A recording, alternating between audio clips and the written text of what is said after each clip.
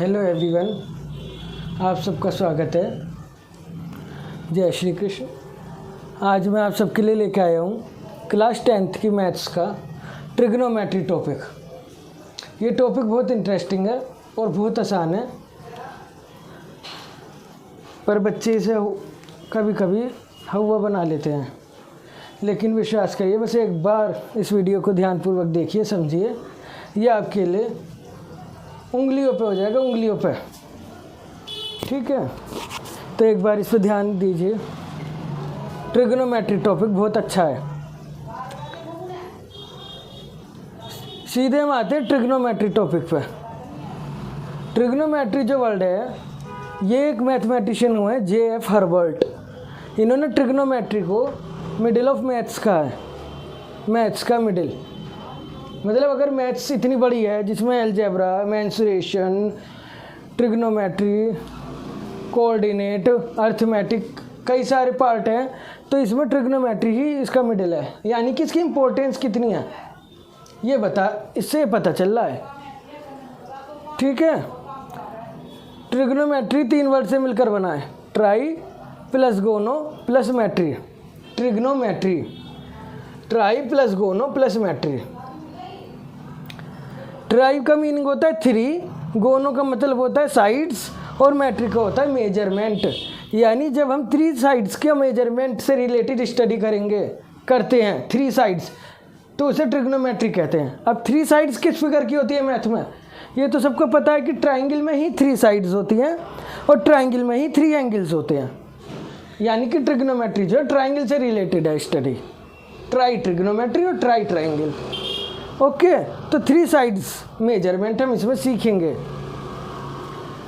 ये ट्रिग्नोमेट्री जो है ये रिलेशनशिप है किसके बीच का? 3 sides and 3 angles of right angle triangle. Only triangle नहीं, of right angle triangle. Specially right angle triangle की स्टडी है ये। ट्राइंगल के टाइप आप पीछे पढ़ के आए होंगे प्रीवियस क्लासेज में। ट्राइंगल के 3 टाइप होते हैं साइड के आधार पर, इक्विलेटरल, आइसोसेल्स एंड स्केलिन। जबकि एंगल्स के आधार पे भी 3 टाइप हैं, acute, obtuse and right angle triangle. तो यहाँ पे हम बात कर रहे हैं राइट एंगल ट्राइंगल की। राइट एंगल की नॉलेज आप सबको होगी। जिस ट्राइंगल का एक एंगल 90 डिग्री हो उसे राइट एंगल ट्राइंगल कहते हैं। जिसका एक एंगल 90 डिग्री हो, ये सब आपको पता, ये बात भी आपको पता होगी कि ट्राइंगल के तीनों एंगल्स का सम 180 होता है। 3 एंगल का सम 180 होता है। यानी कि अगर एक 90 हो गया पहले से ही, तो बाकी 2 भी 90 के हो, बाकी 2 का सम 90 होगा। ओके, बाकी 2 का सम कितना होगा? 90। फिर एक बार समझ लो, राइट एंगल ट्राइंगल का एक एंगल 90 डिग्री होता है, तीनों एंगल का सम ट्राइंगल का हमेशा 180 होता है। जब एक एंगल अकेला 90 का है, तो इसका मतलब यह है कि बाकी के जो 2 एंगल हैं उनका सम भी 90 होगा। पहली बात।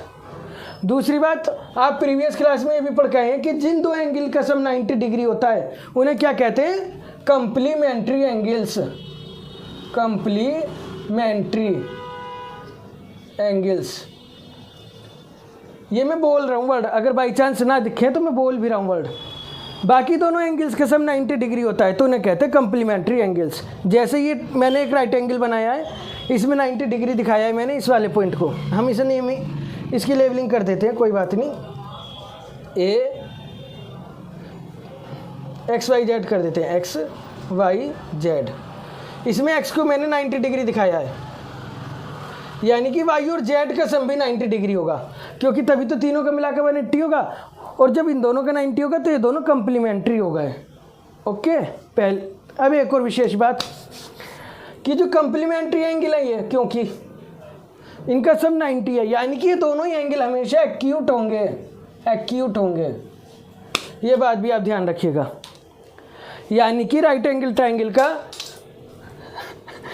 एक एंगल 90 डिग्री होता है और बाकी दोनों एंगल एक्यूट होते हैं। ठीक है, क्या होता है? राइट एंगल ट्राइंगल का एक एंगल तो राइट एंगल होता है यानी 90 डिग्री, और बाकी दोनों एंगल होते हैं एक्यूट। ठीक है, अगर हम इसकी फॉर्मेशन लिखेंगे तो इस प्रकार से बनेगी। राइट एंगल ट्राइंगल एक हो गया राइट एंगल,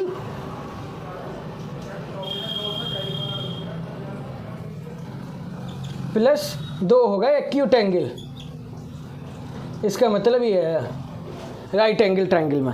ट्रिग्नोमेट्री समझने से पहले मैं ये राइट एंगल ट्रायंगल की सारी प्रॉपर्टी समझनी बहुत ज़रूरी है, इसलिए पहले मैं इन्हें बता रहा हूँ, ठीक है। तो क्या होता है इसमें, एक राइट एंगल ट्रायंगल और 2 एक्यूट ट्रायंगल होते हैं, ओके। अब पीछे आप एक बात और पढ़ के आए हैं प्रीवियस क्लासेज में, पाइथागोरस थ्योरम।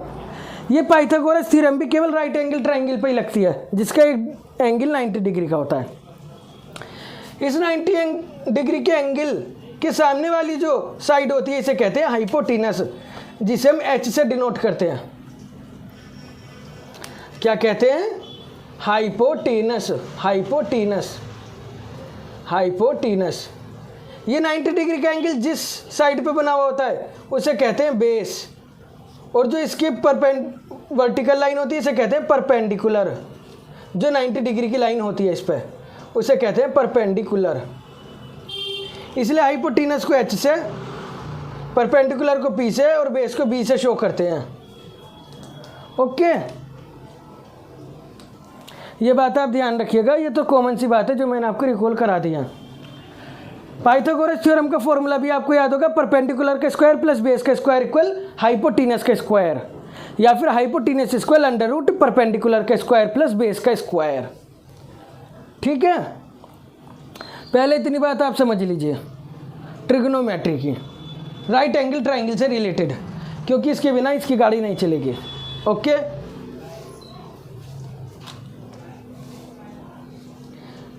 ये केवल मैंने प्रीवियस क्लास का रिवाइज कराया है अभी। अब इसके बाद आ जाते हैं मेन टॉपिक पे। अब होता है शुरू ट्रिग्नोमेट्रिक रेशियोज।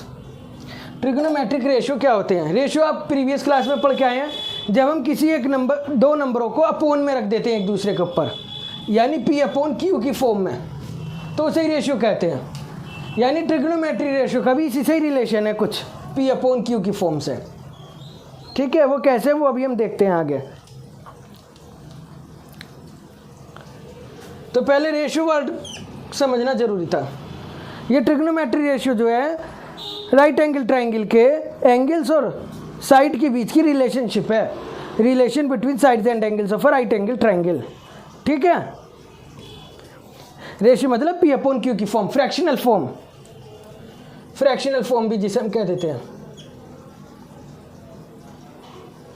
वो रेशियो का मतलब है। लेकिन हम इसका यूज ट्रिग्नोमेट्री में कैसे हो रहा है ये भी समझते हैं। इससे पहले हम ये समझें, पहले हम ये समझ लेते हैं कि ट्रिग्नोमेट्री का हमारे लिए यूज किया है। बच्चे कहते हैं मैथ्स ये ट्रिग्नोमेट्री क्या काम आ रही है लाइफ में, अलजेब्रा क्या काम आ रही है? जी हाँ, काम आती है। ट्रिग्नोमेट्री का तो डेली लाइफ में बहुत यूज है, बहुत। जैसे हमारे स्टार्स हैं, प्लैनेट्स हैं स्पेस में, उनकी डिस्टेंस अर्थ से कितनी है ये ट्रिग्नोमेट्री से ही पता लगाया जाता है। और आज भी ट्रिग्नोमेट्री का यूज इंजीनियरिंग में, एस्ट्रोनॉमी में बहुत होता है। इसके अलावा जैसे हम कुतुब मीनार देखने गए दिल्ली में, मान लिया हम कुतुब मीनार को देख रहे हैं, अगर हमें वाला एंगल पता है और हमें पता है कि हम कुतुब मीनार से कितनी दूरी पर हैं, कितनी डिस्टेंस पे हैं, तो हम बिना पूछे कुतुब मीनार की हाइट पता लगा सकते हैं। ये ट्रिग्नोमेट्री का फ़ायदा है, ओके। या फिर मान लिया हम अपने घर, हमारा घर कहीं रिवर के किनारे है, हम अपने घर के सबसे ऊपर छत पर खड़े हैं और नीचे हम किसी प्लांट को देख रहे हैं यहाँ पे, या किसी एनिमल को देख रहे हैं, किसी टेम्पल को देख रहे हैं, कुछ भी देख रहे हैं, और हमें ये पता है हम किस एंगल से देख रहे हैं और हमारे घर की हाइट कितनी है, तो हम ये बता सकते हैं इस रिवर की विड्थ कितनी है, यानी इस रिवर की चौड़ाई कितनी है। ये ट्रिग्नोमेट्री का फ़ायदा है, यही ट्रिग्नोमेट्री का डेली लाइफ का एप्लीकेशन है, डेली लाइफ का यूज है। जब हमें पता होती है जो हम पढ़ रहे हैं उसका हमारी डेली लाइफ से क्या रिलेशन है, तो मज़ा आने लगता है। इसलिए मैं ये बता रहा हूँ, ट्रिग्नोमेट्री में किसी भी एंगल को हम थीटा से शो करते हैं। थीटा इस तरह से बनता है, 8 की तरह से लगभग, या 0 में बीच में कट कर दो, ये किसी भी एंगल को डिनोट करता है, इसे कहते हैं थीटा। ये आपको पता ही होगी। मीनार की जो हाइट है ये परपेंडिकुलर होगी, मीनार से जो दूरी है हमारी वो बेस होगी, यानी डिस्टेंस। इसमें ये याद रखना, अगर हमने इसे थीटा माना है इसे x मान लो, इसे y मान लो, इसे z मान लो। अगर हमने इसे थीटा माना है तो बेस मीनार से दूरी है, डिस्टेंस, और इसे एडजेसेंट साइड ऑफ थीटा भी कहेंगे क्योंकि ये इसी के ऊपर बना हुआ है थीटा एंगल। क्या कहेंगे इसे? Adjacent side of theta. और जो परपेंडिकुलर है ये थीटा के सामने, इसलिए इसे अपोजिट साइड ऑफ थीटा भी कहेंगे। क्या कहेंगे? Opposite side of theta. ये सब कॉमन टर्म है जो बार बार लेसन में आएंगी, इसलिए मैं शुरू में बता रहा हूँ, जिससे बार बार कन्फ्यूजन ना हो, बार बार बताने वाली बात दिक्कत ना आए। ओके, तो ये केवल बेसिक था जो मैंने भी बताया, राइट एंगल ट्रायंगल का और ट्रिग्नोमेट्री का यूज क्या है, हमारे डेली लाइफ में एप्लीकेशन क्या है। अभी इसका लेसन अब शुरू होता है। ये मैं रफ कर रहा हूँ।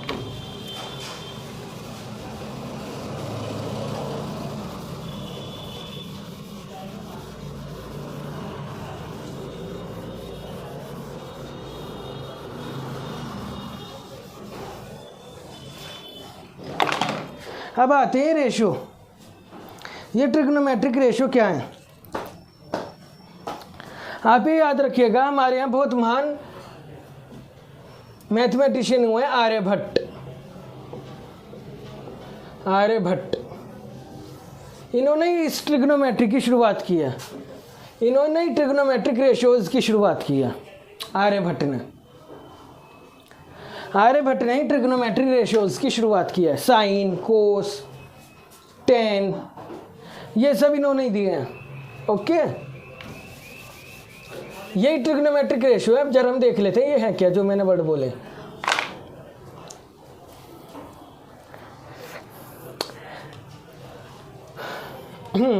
सबसे पहला रेशियो देखते हैं हम। जैसे थीटा एंगल है, मान लिए मैंने पी अपॉन क्यू की फॉर्म बनाने के लिए हाइट को ऊपर रख दिया, हाइट को ऊपर रख दिया मैंने। ओके, और अपॉन में मैंने रख दिया हाइट। हाइट को हम परपेंडिकुलर कह रहे हैं ना, इसलिए पी लिखेंगे। हाइट को हम परपेंडिकुलर कह रहे हैं इसलिए पी लिखेंगे। मैंने परपेंडिकुलर को ऊपर रख दिया, नीचे रख दिया मैंने हाइपोटेनस को। तो ये एक रेशियो बन गया, परपेंडिकुलर अपॉन हाइपोटेनस। इस रेशियो को ट्रिग्नोमेट्री में नाम दिया गया है साइन। साइन, और इसे हम यहाँ पे कहेंगे साइन थीटा, क्योंकि हमने इस एंगल को थीटा माना है। इस एंगल के लिए परपेंडिकुलर हाइपोटेनस का रेशियो कहलाएगा साइन थीटा। इसे अगर हम पूरा लिखें तो ऐसा ही यानी कहते हैं साइन। ओके, क्या कहते हैं? ऐसा ही यानी साइन। लेकिन हम मैथ में शॉर्ट फॉर्म का यूज करते हैं ऐसा ही यानी, केवल ई की जरूरत नहीं है लिखने की। तो साइन थीटा क्या है? Perpendicular hypotenuse, perpendicular upon hypotenuse. Sine theta क्या है? परपेंडिकुलर अपॉन हाइपोटेनस, इस थीटा एंगल के लिए। ठीक है, इस थीटा एंगल के लिए परपेंडिकुलर अपॉन हाइपोटेनस ये है।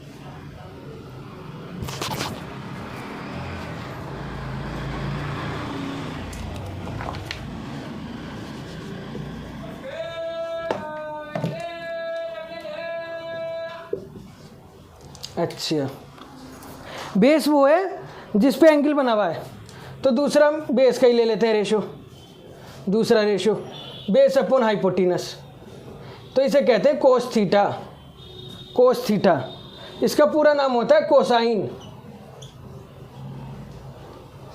कोसाइन, ओके, जिसे हम शॉर्ट में कहते हैं कोस थीटा। कोस थीटा क्या है? Base upon hypotenuse. पर हमें बेस और परपेंडिकुलर पहचानना आना चाहिए। बेस जो एडजेसेंट साइड है थीटा की, एंगल की, और परपेंडिकुलर जो अपोजिट साइड है। फॉर एग्जांपल हम दूसरी फिगर ले लेते हैं। इसके लिए क्या होगा? Sine theta. इसके लिए साइन थीटा होगा परपेंडिकुलर अपॉन हाइट, लेकिन इसके लिए परपेंडिकुलर ये है नीचे वाली side, P upon H equal, अगर मैं इसका नाम रख दूँ पी क्यू,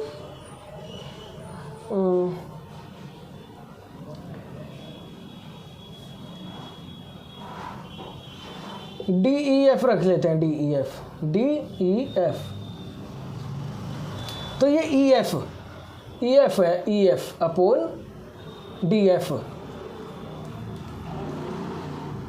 ई एफ अपॉन डी एफ है, E F upon D F.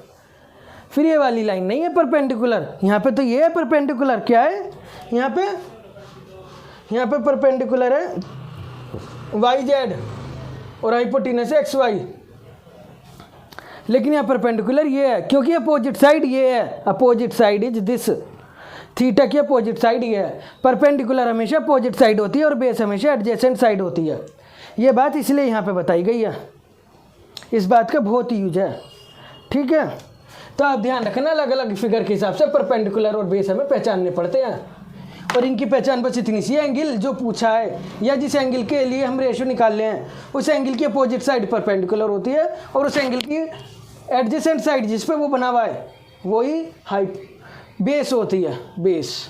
और हाइपोटेनस सबसे बड़ी साइड है ही राइट एंगल ट्रायंगल की 90 डिग्री के सामने वाली हाइपोटेनस, ये तो सबको पता है 90 डिग्री के सामने वाली हाइपोटेनस होती है।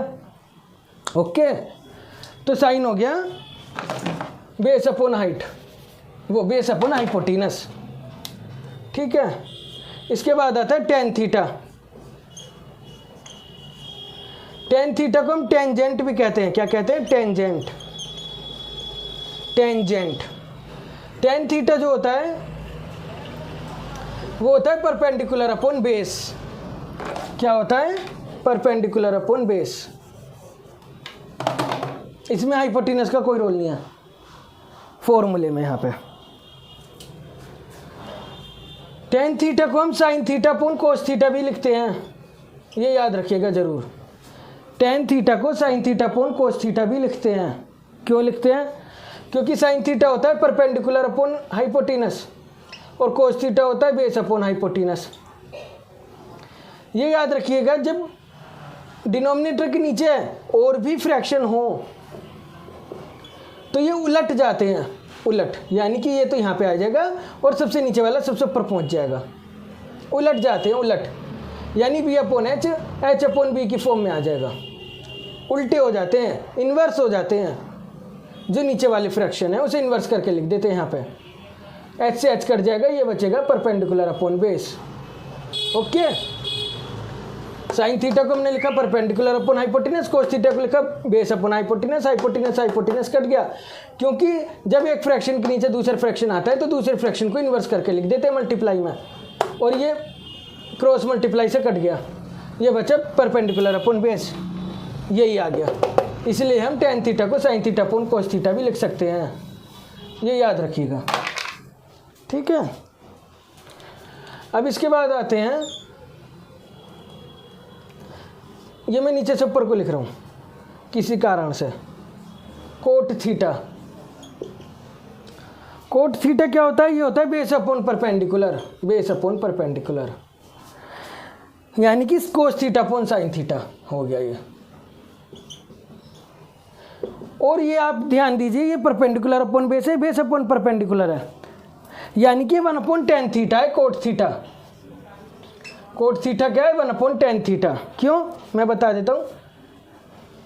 मान लिया हमने टेन थीटा की वैल्यू रख दी परपेंडिकुलर अपॉन बेस। अभी मैंने बताया जब एक फ्रैक्शन के नीचे दूसरा फ्रैक्शन आ जाता है तो इसे इन्वर्स करके लिख देते हैं। जब इसके नीचे कुछ नहीं है तो इसके नीचे 1 मान लिया मैंने, और ये बन गया हमारा 1 अपॉन बी मल्टीप्लाई, इसे उल्टा करके लिख दो 1 अपॉन बी।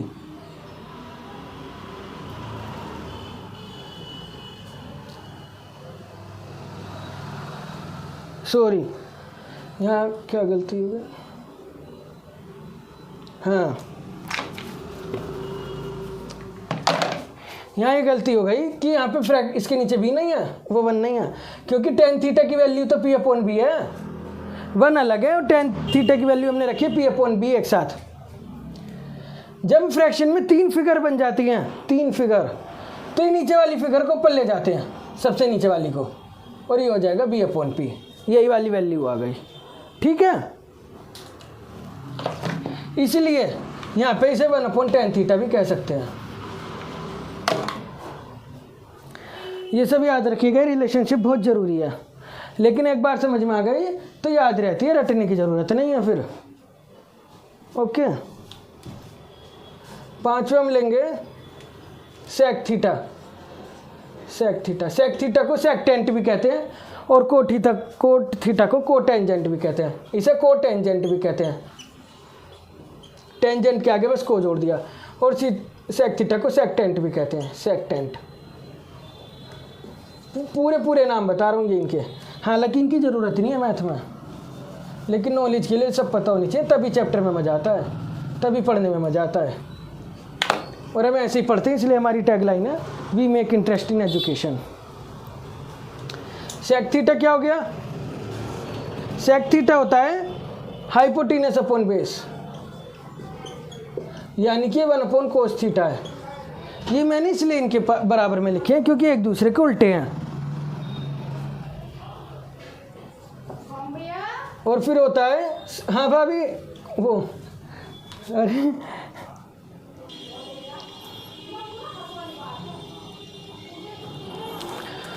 अब अगला रेशो है कोसेक थीटा।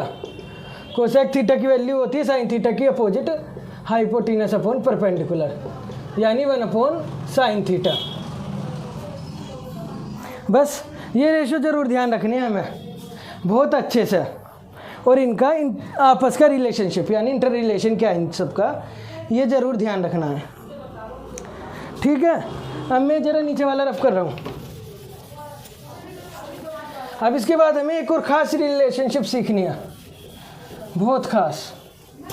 सबसे पहले हम ये ध्यान रखेंगे साइन थीटा है perpendicular upon hypotenuse, cos theta है base upon hypotenuse, tan theta है perpendicular upon base. Okay, cot theta हो गया 1/tan theta, sec theta 1/cos theta और कोसेक थीटा 1/sin थीटा। अब हम यहाँ से किसी भी एक फिगर को उठा लेते हैं, यहाँ से जैसे हमने एक फिगर उठा ली, पहली फिगर हमने उठा ली cot theta equal 1/tan theta. अब प्रीवियस क्लास में आप एलजेब्रा में इक्वल के इधर उधर ले जाने के सारे रूल सीख के ही आए हैं।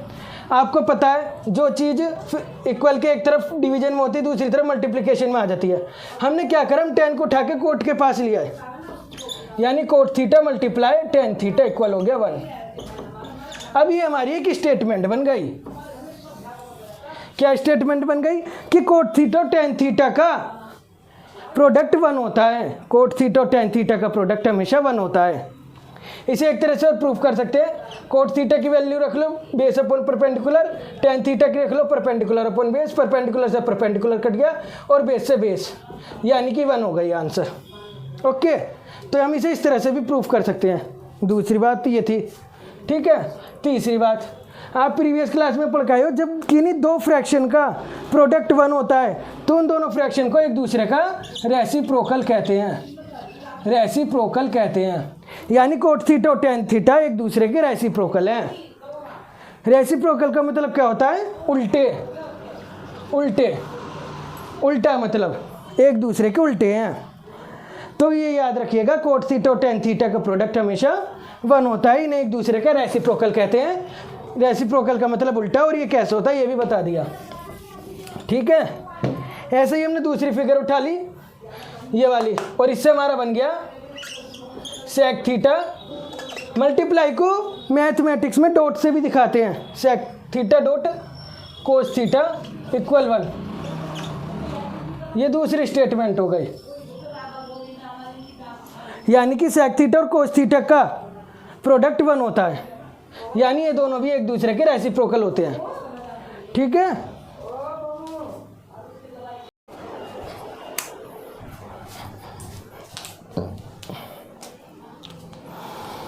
इसी में अगली स्टेटमेंट है cosec theta multiply sine theta equal 1, यानी कि कोसेक थीटा और साइन थीटा भी एक दूसरे के रेसिप्रोकल होते हैं। तो ये 3 स्टेटमेंट भी जरूर याद रखिएगा इन रिलेशनशिप के साथ साथ। ये कुछ फॉर्मूले हो गए एक तरह से ट्रिग्नोमेट्री के बेसिक फॉर्मूले, जो सबसे पहले हमें याद रखने सबसे ज़्यादा ज़रूरी है। Okay, sine theta, cos theta, tan theta, cot theta, sec theta, cosec theta, इनके फॉर्मूले, ये जो रेशियो के फॉर्मूले हैं, और इसके अलावा इन तीनों का आपस का इंटर रिलेशनशिप, 6 का, ये 6 के 6 रेशियो और इनके आपस के इंटर रिलेशनशिप हमें याद रखने बहुत ज़रूरी है। ओके गाइज, ओके बच्चों।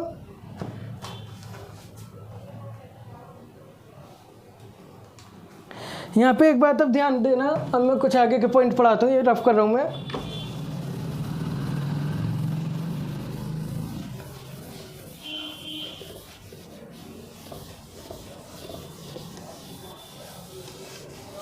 जैसे हमने मैथ में सीखा है कि जब दो चीज़ों के बीच में कोई साइन नहीं होता तो उसे मल्टीप्लाई कहते हैं। साइन और थीटा के बीच में भी कोई साइन नहीं है, लेकिन यहाँ पे इसका मतलब ये नहीं है कि मल्टीप्लाई में है। यहाँ पे बस ये इसका मतलब ये है कि थीटा का साइन रेशियो के साथ रिलेशन क्या है, यानी थीटा का उसकी साइन का मतलब होता है परपेंडिकुलर अपॉन हाइपोटेनस, उसके परपेंडिकुलर अपॉन हाइपोटेनस, यानी परपेंडिकुलर हाइपोटेनस के रिलेशन के साथ इस थीटा एंगल का मतलब रेशियो के साथ इस थीटा एंगल का क्या रिलेशन है, उसे कहते हैं हम साइन थीटा। क्या, एक बार फिर बता देता हूँ, इस थीटा एंगल का उसी ट्रायंगल के परपेंडिकुलर और हाइपोटेनस के रेशियो के साथ क्या रिलेशन है, उसे ही हम साइन थीटा कहते हैं। यहाँ इनका मतलब मल्टीप्लाई नहीं है, ये कॉमन सी बात थी। ऐसे ही सबके लिए है, cos theta, cot theta, tan theta, सबके बाद सबके लिए यही है कि ये रिलेशन है साइड के रेशियो और एंगल के बीच का। ठीक है, ओके, थैंक यू। पहली वीडियो में बेसिक बताया है मैंने, इसमें इस वीडियो के लिए इतना ही होता है। अब अगला मैं अगली वीडियो में बताऊंगा आगे का, जो आपको इसके तुरंत बाद अवेलेबल हो जाएगी। धन्यवाद, ध्यानपूर्वक पढ़ते रहिए आनंद के साथ। जय श्री कृष्ण, जय हिंद, जय भारत।